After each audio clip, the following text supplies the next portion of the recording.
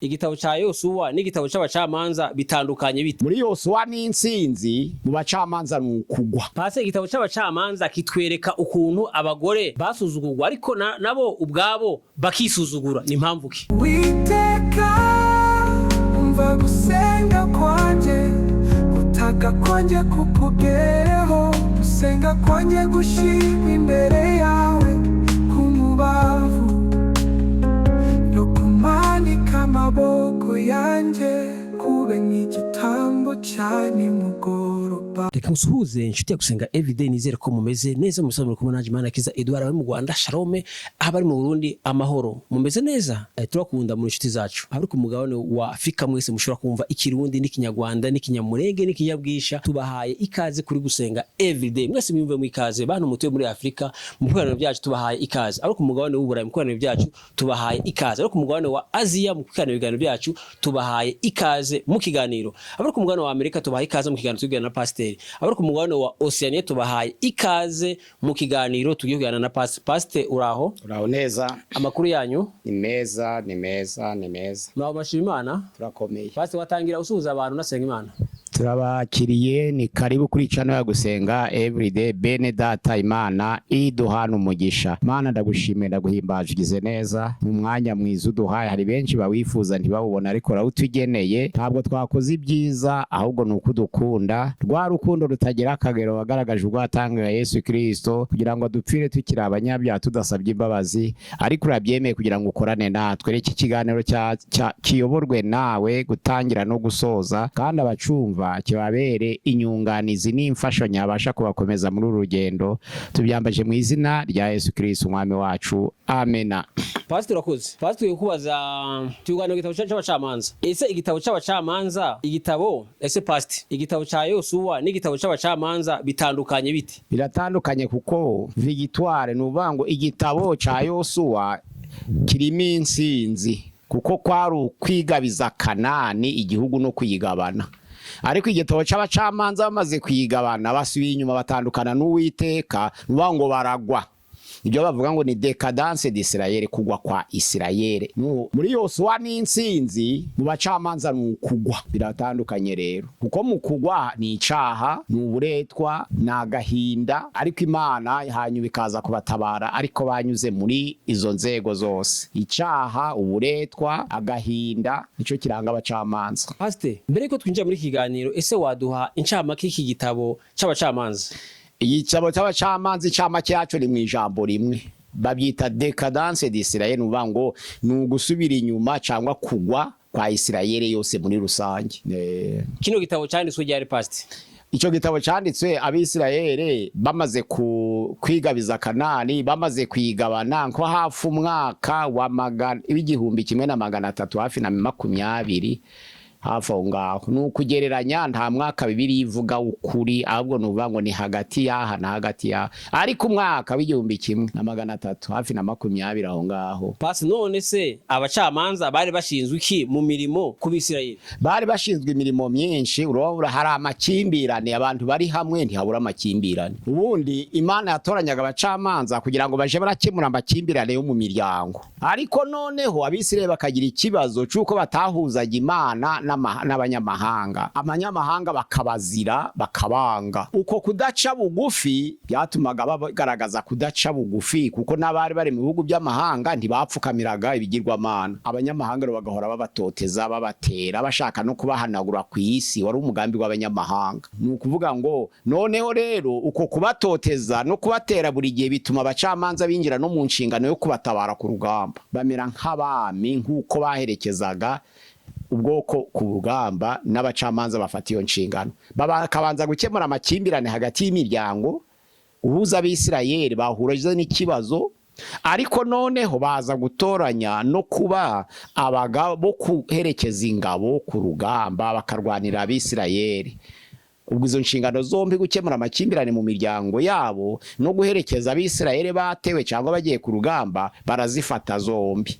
Iyo ari inshingano y'abacamanza. Urakoze Pasi. Mu buryo bw'incamake, ni gute Abisirayeli bagiye bategwa hanyuma bagatabagwa? Bagiye baterwa kenshi, kenshi bagatabarwa n'ubundi kenshi, ako kenshi batewe banaratabarwaga. Imana imaze gutoranya abacamanza, hari abarishinze kugaba ibitero. Ubwa mbere bagiranye ikibazo n'Abamezopotamiya, Imana itoranya Otiniyeli kugira ngo abaherekeze, baratsinda abakura mu maboko y'uburetwa bw'imyaka 7 y'Abamezopotamiya. Imana itoranya Ehudi, nawe ararwana abakura mu buretwa bw'Abamowabu, kandi bari bamaze mu ubwo buretwa imyaka 18. Imana irongera itoranya Barake na Debora kugira ngo babarwanire bakize amaboko y'Abanyakanani. Ni ukuvuga ngo Barake, Debora bari abacamanza, ariko Debora ari umugore, ariko bararwana. Abisirayeli bari mu buretwa bw'imyaka hafi 18 y'Abanyakanani, baratsinda. Imana itoranije Barake na Debora. Imana itoranya Gidiyoni mu buretwa bw'Abamidiyani. Gidiyoni ararwana abakura mu buretwa bw'Abamidiyani. Imana itoranya Shamugari, ararwana abakura mu buretwa bw'Abafesiya. Bamaze hafi imyaka nabo nka 18, barongera bamenya imyaka 4 mu gihe ca Samusoni. Imana irongera itoranya noneho Jafete, nawe bakura mu maboko y'Aba-Amoni. Urumva uko kose Imana yagiye itoranya abo gutabara ni mu buryo butandukanye. Bagaterwa, Imana igatoranya umucamanza wo gutabara, bagaterwa, Imana igatoranya umucamanza wo gutabara, bagaterwa, Imana igatoranya umucamanza wo gutabara, bagatabara bagatsinda kuko bagabayowe n'Uwiteka. Kandi umwuka wera w'Imana yabazagaho. Umwuka wera akaza kuri Otiniyeli, umwuka wera akaza kuri Ehudi, umwuka wera akaza kuri Jafete, umwuka wera akaza kuri Gideon. Abo bose umwuka wera akaja bazaho kugira ngo bagire imbaraga zo gutsinda. Ndetse umwuka wera akaza no kuri Samusoni kuko yazaga kuri Dawidi, none bagatsinda bakanesha. Ariko kubera Abisirayeli babaga batambikiriye bashotse ibigirwamana bakabiramya, bigakongeza uburakari bw'Imana, Imana ikabarekurira mu maboko y'abanyamahanga. Ariko nyuma batakamba gutaka igihe kirekire, Imana ikumva gutakamba kwabo no gutaka, yamara ikabatabara ikoresheje abacamanza. Urumva agiye batabara mu buryo butandukanye. Abo bacamanza rero bafite ibyiciro byinshi, habaga bakuru n'abato, ariko abo bakuru bari bashinzwe gutabara, n'abato baratabaraga, ko na Samusoni yaranditswe ku rutonde rw'abato ariko agatabara. Ariko ari Imana imutoranije kugira ngo akure ubwoko bw'Imana mu maboko y'abanyamahanga. Nukuvuga ngo Imana yagiye itabara inyuriye muri Otiniyeli, ikanyurira muri Ehudi, ikanyurira muri Jafete, ikanyurira muri Gidiyoni, ikanyurira muri Otiniyeli, bose ibanyuriramo, iratabara Shamugari, Jafete, Gidiyoni, Ehudi, Otiniyeli, iratabara bose bagakora umurimo w'Imana batabara. Pasi urakoze. Pasi ni gute nigo twagereranya umugani w'umwami w'ibiti n'umugani w'igiti cy'umutini Yesu yavumye? Birahwaye kuko igiti cyashushanyaga abantu. Urabona Yesu hari aho yageze abarashongera. Muri Mariko igice ca 11 umurongo wa 12 kugeza 14, arasonza yitegereza igiti cy'umutini, abona kirarumbaje kiberanye no kuba gifite imbuto nziza. Aragisanga, agiye kwagera asanga nta rubuto na rumwe, rukurumbaza gusa no gutoha. Aravuga ngo iteka ryose umuntu akarye ku mbuto zawe. Bishushanya umuntu cyangwa se bishushanya umukristo utera imbuto. Noneho rero bira biti nabyo byatoranirwe nko gushira mu mugani, bavuga umutini, bavuga umwelayo, bavuga umuzabibu, byeraga ibintu bishimishije, amavuta, imbuto. Noneho byakwera ibintu bishimishe bikanezeza abantu. Noneho haza umugani wo kuvuga ngo mutora umwami w'ibiti. Babwiye umutini, araguruka arahakana ati ntabwo nareka agaciro kanje mfite ngo nje mu kugenda mpungabanira hejuru y'ibiti. Babwiye umwera ati nanje nuko amavuta yanjye sinayapfusha ubusa ngo nje guhungabanira hejuru y'ibiti. Babwiye umuzabibu ati nanje imbuto zanje ntabwo nazitakaza na vino yanjye iryoha ngo nje guhungabanira hejuru y'ibiti. Byashushanyaga iki? Batoye n'umufatangwe, umufatangwe urabyemera bwati ngaho mwinjire mu gicucu canje, ariko byashushanyaga abantu bahawe impano z'Imana. Noneho bakararikira iby'isi bifite ubutunzi bw'isi bakava mu mpano zabo. Ariko umutini n'umwelayo n'umuzabibu bitubera intangarugero ko ari nk'abantu banze kurekura impano zabo mu itorero kugira ngo binjire mu byo batahamagariwe kandi bafite ibyo bahamagariwe. kubera wenda ibyo batahamagara ibyo bifite agaciro ari byo bifite amafaranga, ariko umwelayo umutini n'umuzabibu birahakana, byanga kurekura agaciro kabyo. N'abakristo n'abagira impano, umuntu akaba ari umuvuga butumwa yabwiriza abantu bakihana, akifuza ubupastere kuko ari bo bahembwa. Byavuga butumwa yari zamuhesha umugisha akaja gupfana umuvumo kuko yinjiye mu muhamagaro utaruwe, yatayuwe. Kandi burya umurimo w'Imana nta kitakiza umuntu. Umuvuga butumwa yakizwa nabyo, umupastere yakizwa nabyo, intumwa yakizwa nabyo, umwarimu yakizwa nabyo, umuhanuzi yakizwa nabyo, ariko abikoze nk'uko Imana itegetse. Ariko abantu benshi mu muhamagaro w'Imana bakunda hari amafaranga kuruta hari impano zabo. Ibi bitubereye urugero rero kuko byanze kurekura impano zabo ngo bije guhungabanira hejuru y'ibiti.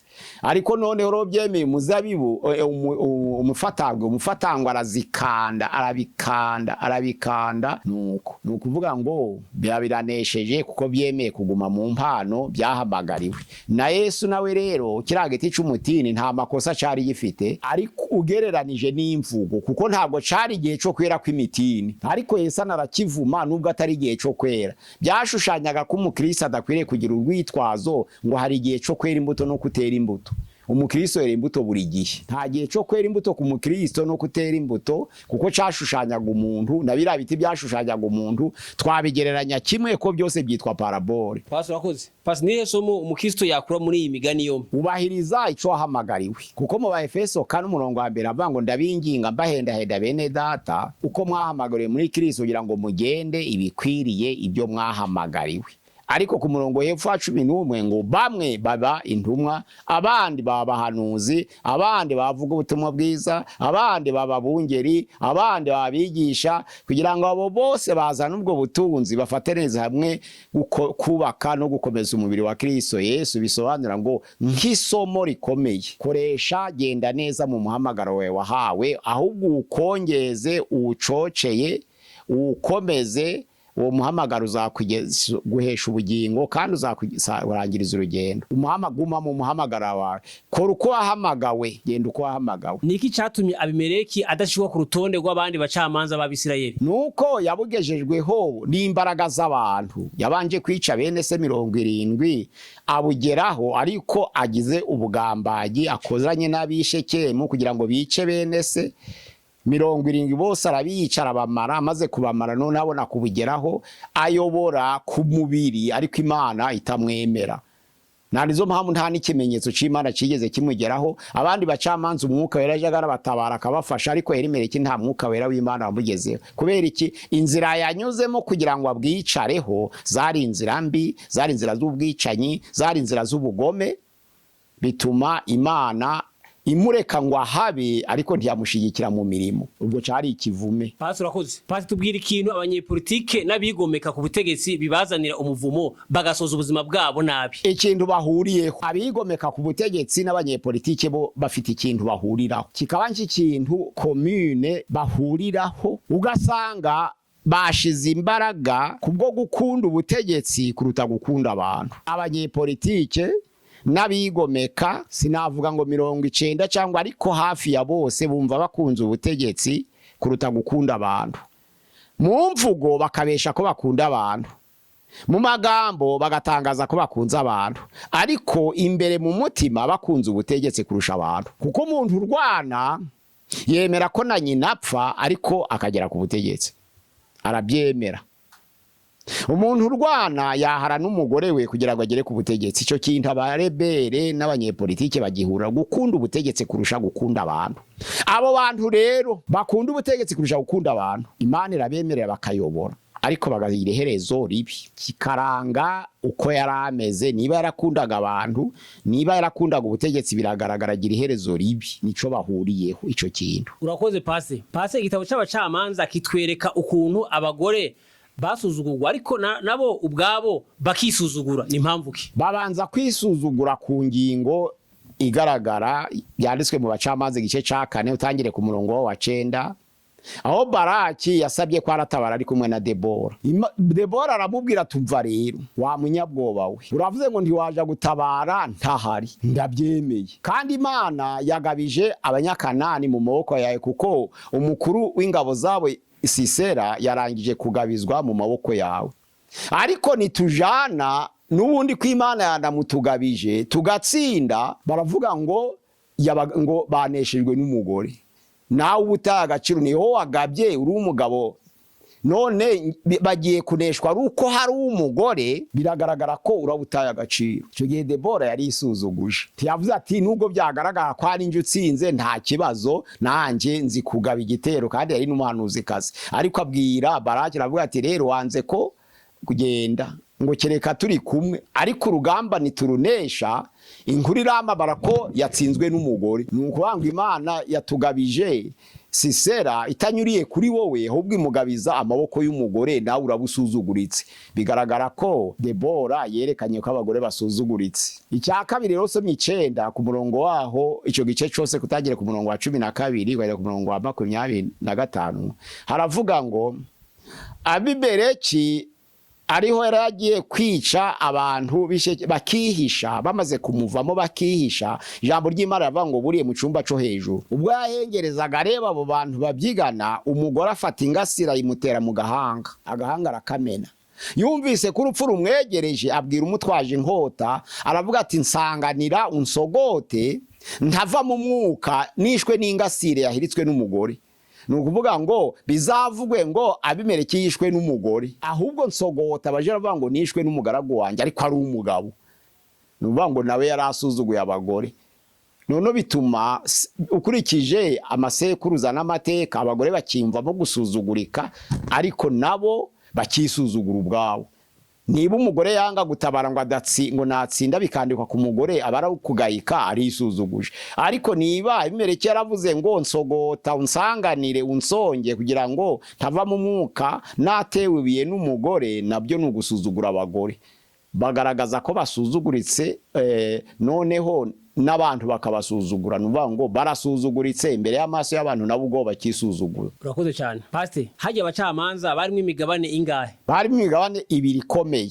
Ni bande? Hari abakuru n'abato. Nuvuga ngo abakuru ni Otiniyeli na Ehudi na Jafete na Gidiyoni na Shamugari. Nuvuga ngo bari bakuru abo ngabo.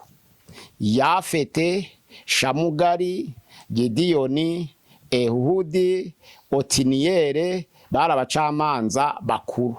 Ariko hakaba n'abacamanza bato rero. Hari uwitwa Abudoni, Eloni, Ibusa, Samusoni, Tora na Yayeli. Urumva yari imigabane 2, abato n'abakuru, ariko bose barwaniraga Isirayeli igihe yatewe bagatabara. Bari imigabane rero 2 minini. Urakoze Pastor. Abantu benshi bavuga ko Samusoni yabaye ikigogi kubenguka umukobwa w'umunyamahanga kazi ari we Delila. Wowe urabibona uti? Bituruka kubavuga butumwa. Umuntu wese uje kubwiriza akumva ko Samusoni yabengutse umukobwa Delila w'umufilisitiya kazi, amwita ikigogi. Aratese ko Abisirayeli bari bahari yashikira mu Bisirayeli.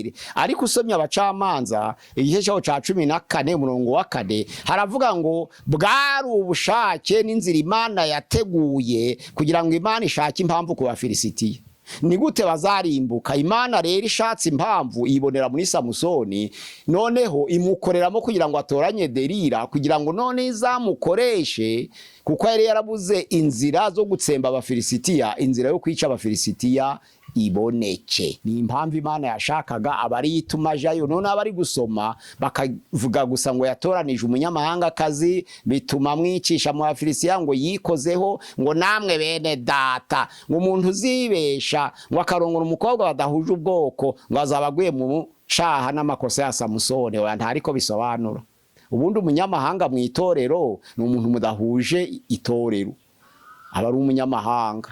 Umuntu mbese mudahuje Kristo, simvuga itoro ku itoro ni menshi, ariko mudahuje Kristo, umupagani n'umukristo, umupagani n'umunyamahanga. Ariko abantu bakabihinahina ngo kuko Imana yabwiye Samusoni yagiye gutoranya umufilisitiya, Manowa se na nyina bakanga, yamaraga hata ngo niwe nashimye, ntibamenye ko harimo imbaraga z'Imana kugira ngo ishake impamvu ku Bafilisitiya ibone kwibarimbura. Abantu bakamwita ikigoryi. Nto Samusoni yari ikigoryi, ubwo ari umukozi w'Imana watoranijwe. Nibana arapfuye n'abandi barapfuye, harukireho si muri bose. Ntabwo yishwe n'ubugoryi, ahubwo ari mu mugambi w'Imana. abantu rero kuja baragira urwitwazo ngo kurongora umukobwa mudahuje ubwoko ngo ni bibi. Oya, ntabwo bisa n'ibya Samusoni, si byanari bibi, kandi yatamena ibanga ry'imbaraga ze nta n'ikibazo cyari gihari. Pasi urakoze. Pasi tubwire inkomoko y'imbaraga za Samusoni n'ibitangaza yakoze mu ntambara y'Abafilisiti.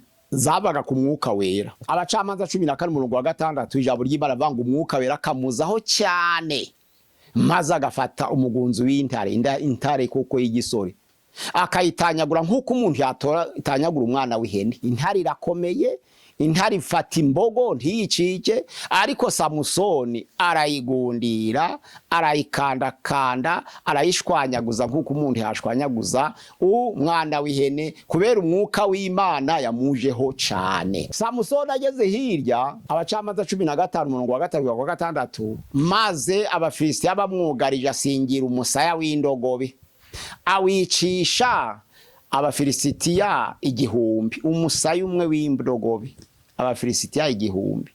Samusoni ageze hirya aravanga Abafilisitiya, ngiye kubahana ibyo bakoze byose.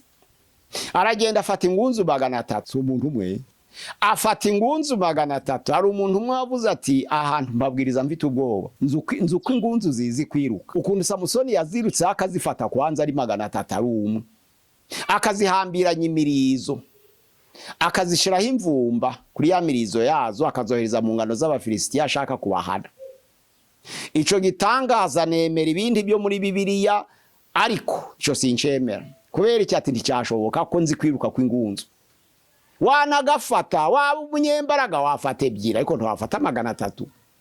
Ni umuntu mwavuga gato. Ariko Samusoni yuzuye imbaraga z'Imana, aragenda asingira ingunzu 300, azihambiranya imirizo, si yarazifasha ate n'amaboko abiri, azihambiranya imirizo, azihambiraho imvumba, arazikongeza, azirekurira mu ngano z'Abafilisitiya, ziratwika, iziri mu murima, izo barangije gutema, imiba byose n'ibiti birimo by'imbuto byose birasha birakongoka kubw'imbaraga za Samusoni. Imbaraga niho zari zikoboga.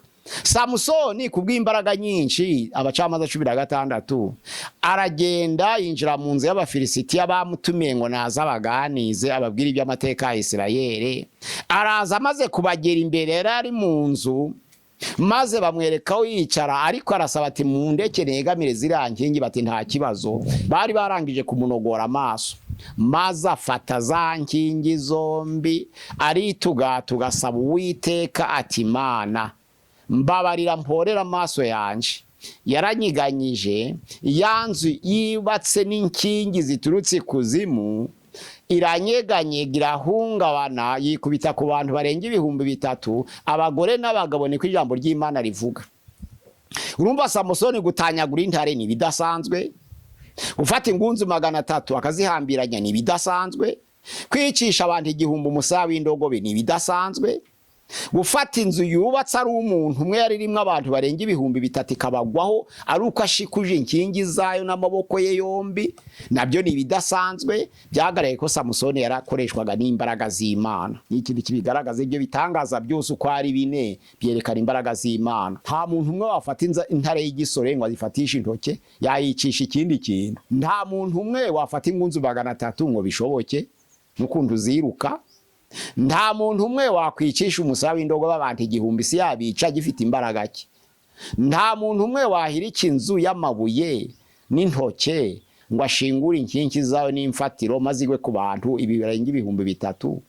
Yubatswe imyaka n'imyaka. Samusoni yaraherekejwe n'imbaraga z'Imana kubera ibyo bitangaza byagaragaye. Pastor wakoze. Pastor so muri gitabo cy'abacamanza, ni icyaha ki abadani bakoze byatumye bahomba umugisha mu muryango 12 ya Isirayeli? Bakoze icyaha gikomeye cyane. Usomye mu bacamanza 18:30, abadani bishora mu kuramya ibigirwamana, nibo babaye intandaro yo gushora Abisirayeli kurarikira ibigirwamana kurusha indi miryango yose. Kandi urebye na Isirayeli y'amajyaruguru baze gutandukana n'umuryango wa Yuda basigaye mu majepfo, igicaniro c'Idani cubatswe n'abadani cakomeje gukomera kuko batambiraga i Beteli n'Idani n'Igirugari. Nuwangu kira gicaniro cababaje Uwiteka cyane, kuko cabaye intandaro yo kugaba Imana gusa naho bagabye Imana mo kabiri abantu batambikira baramye ibigirwamana bituma bahomba umugisha w'Uwiteka. Sibo gusa ahubwo n'aba Efurayimu nabo nuko.